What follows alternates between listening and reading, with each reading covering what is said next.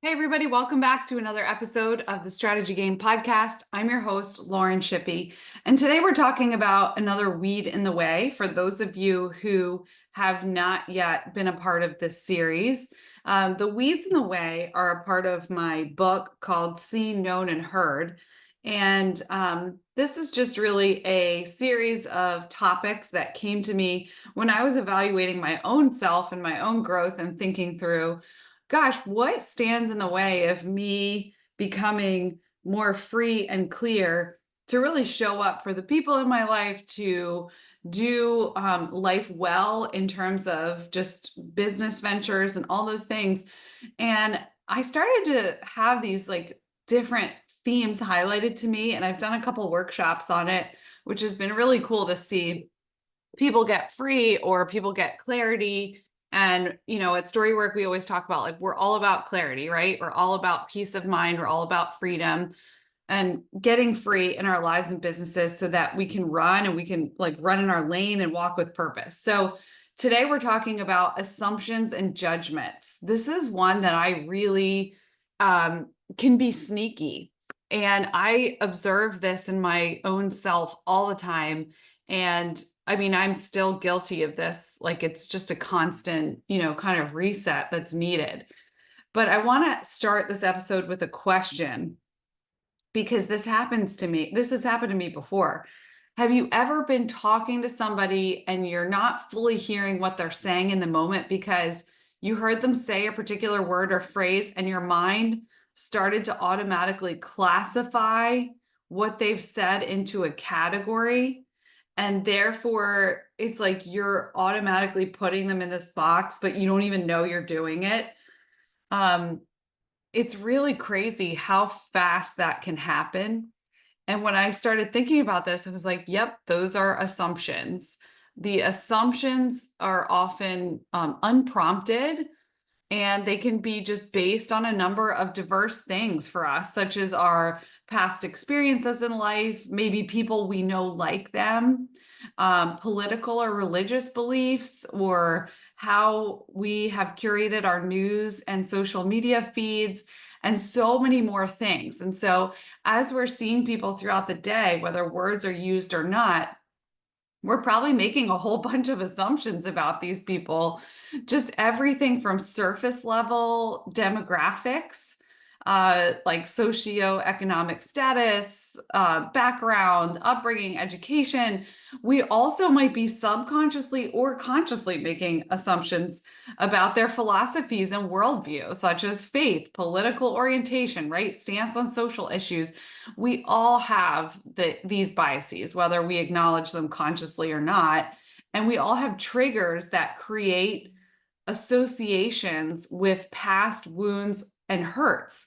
And so, as I was slowing down and paying attention to this, as I was writing the book, I was thinking, like, wow, this is like a really powerful thing, like, and not in a good way, Um, and so then I just started thinking about like how I do this. And I started observing myself in relationships and when I do this and why, just kind of thinking about like, all right, well, why do I think that? Or why does that come up for me? Or where does that come from? Or what in my background like makes me think like that? And so it's just been really interesting to start paying attention to it.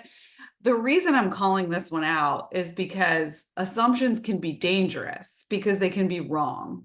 And if we have not been able to clarify, they can lead to judgments. And judgments are like a more permanent, like, let me settle in here on what I think of you and what box you fit in. And that is dangerous because the truth is, if we really kind of zoom out, each one of us is created so differently, so uniquely. There's not, I always say this, but there's not another human on the planet that's exactly like you. There's not. And so each of us is so uniquely wired that the danger of making assumptions that lead to judgments is that we may not be seeing clearly. It's like putting on glasses that are really dirty and you can't see them, and it makes everything that you're looking at foggy. And so if we're viewing people through that dirt or that like that you know, whatever it is that's blocking our glasses or clouding them, then we're not really able to see who they truly are.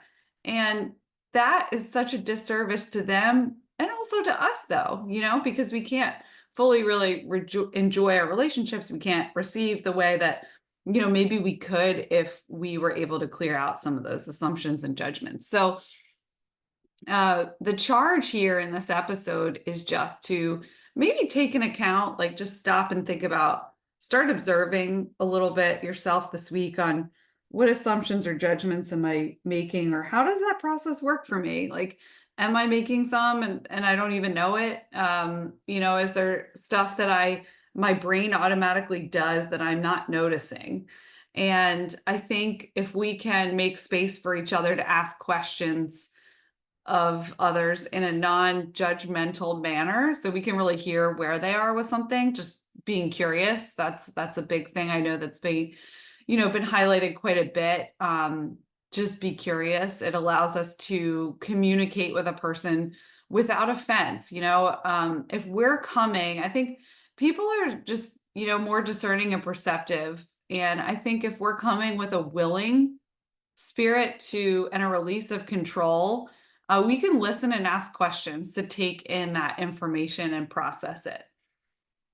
So I think that overall, being quick to hear and slow to speak is always a great default.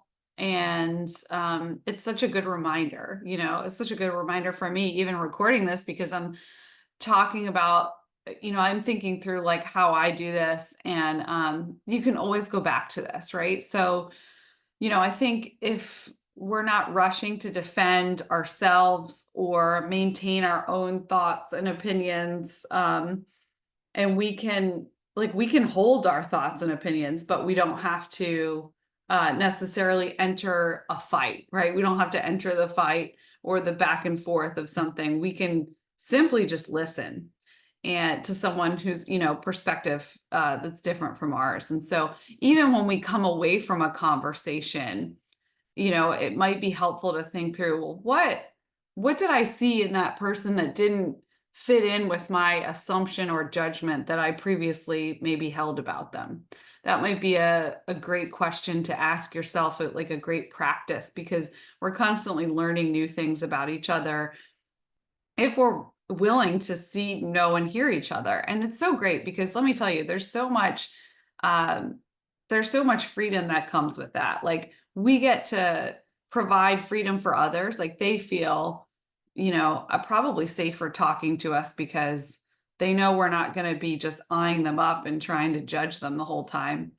Um, and so that really creates just a freedom for them to be able to share where they are. And then, you know, we get to do the same. And so I think it's just such a great thing to practice. And so you know, I think kind of this visual as we close out is just what do you need to clear off of your glasses? Like it's, you know, when you like wipe your glasses on your shirt to try to get them clear, and then put them back on and you can see. So just pay attention this week to where you need to clean your glasses in certain relationships, and I think you'll be better for it. And so I hope this was encouraging to you. And as always, if you want more of this type of content and services, you can head to www.storywork.co. Thanks so much.